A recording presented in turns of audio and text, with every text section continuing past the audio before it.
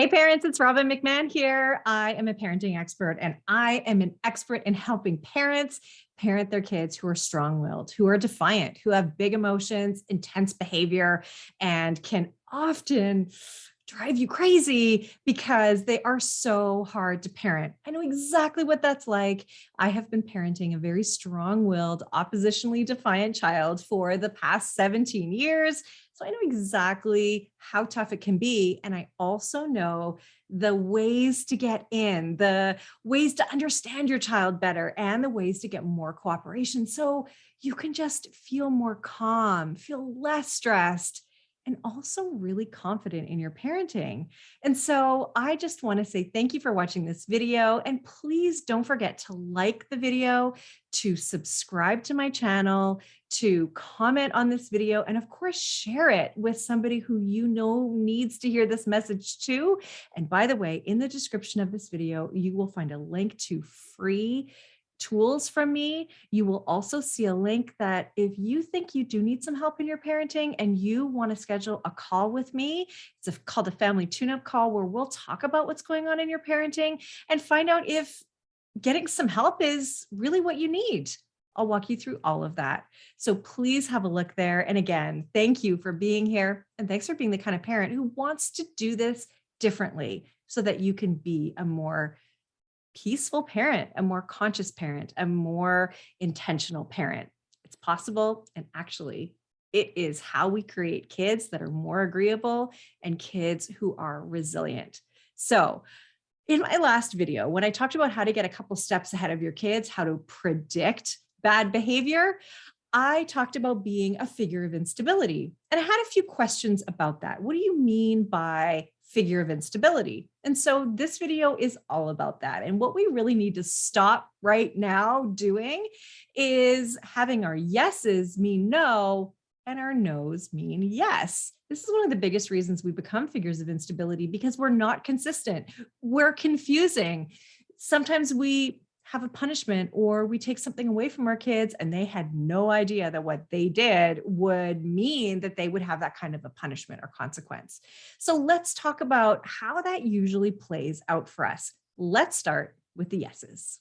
So when I'm talking about a yes, I'm talking about when we give our kids something, allow them to have access to something, but what they don't know is that at any given time, without notice, we are going to take that thing away when they displease us, do something that we don't like, when they don't measure up to an expectation that we have, and so on.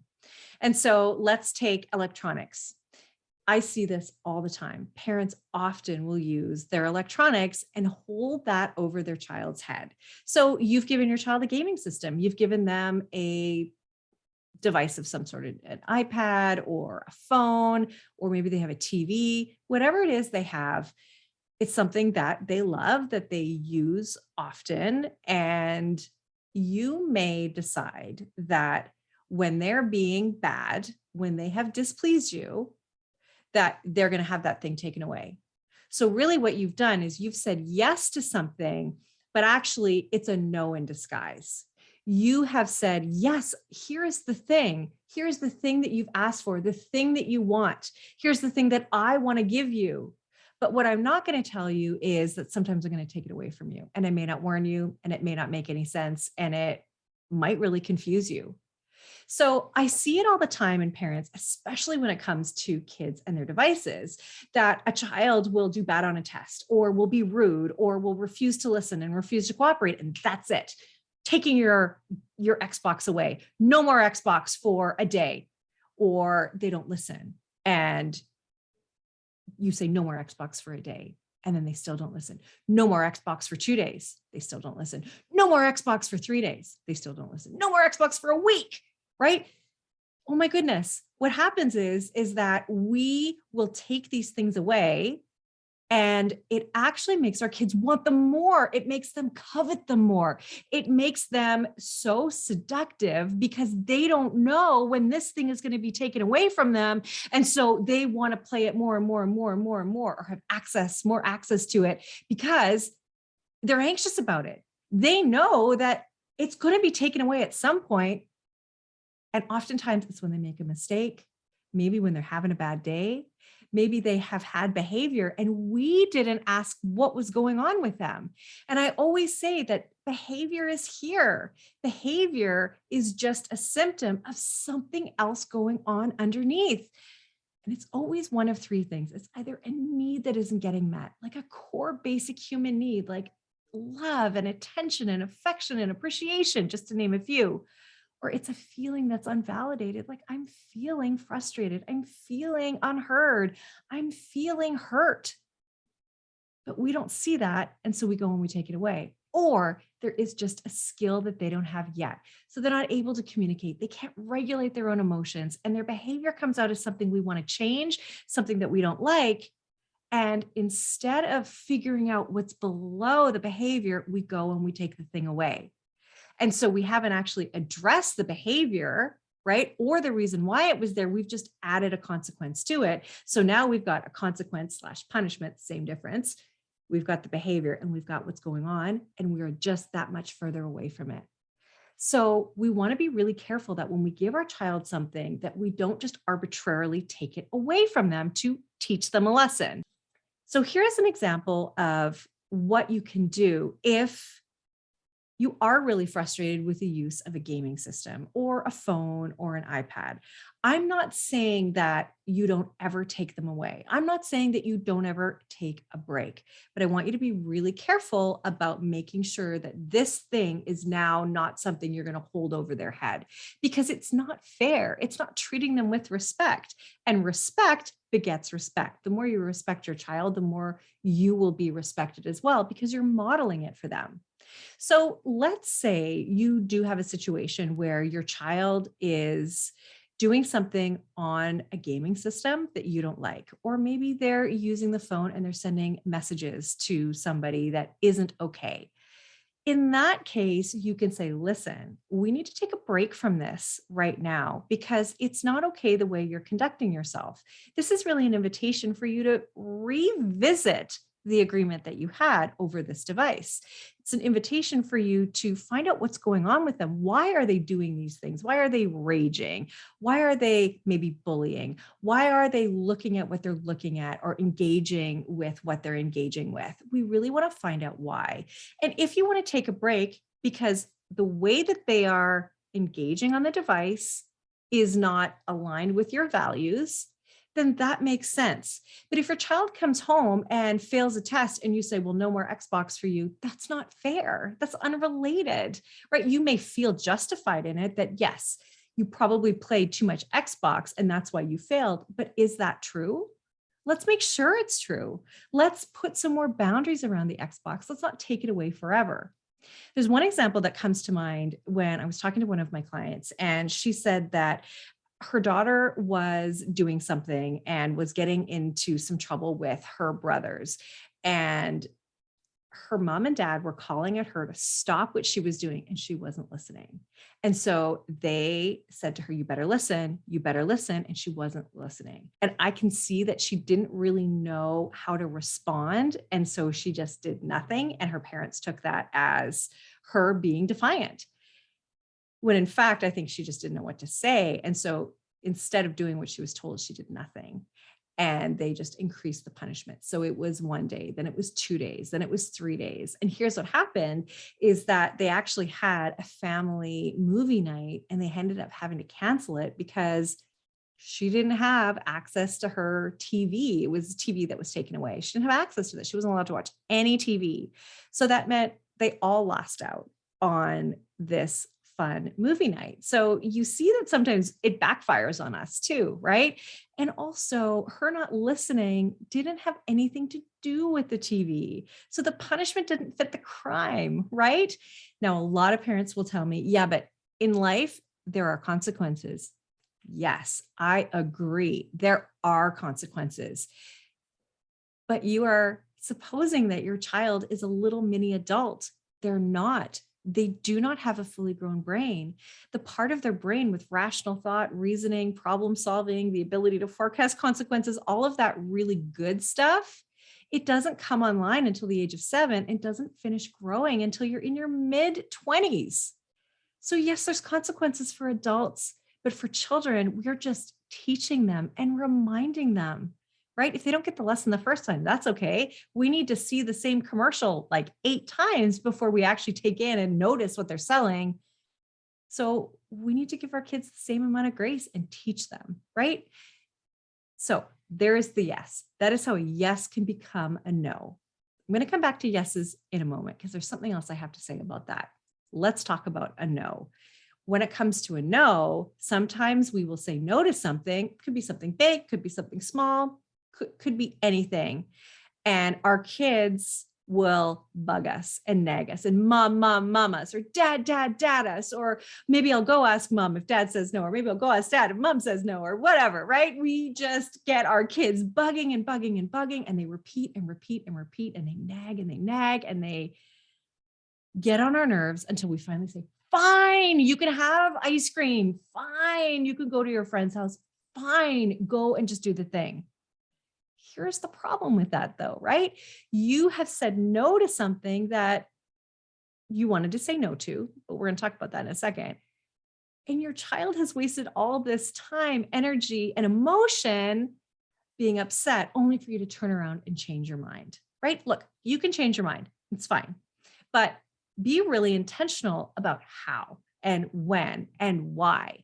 So the first thing that I suggest is, before you say no, is just stop for a second and ask yourself, do I have to say no? Can I say yes? Can I be flexible in this moment? Is there a way that I can give my kiddo a win? Kids love having wins. In fact, I phrase it as that. You know what?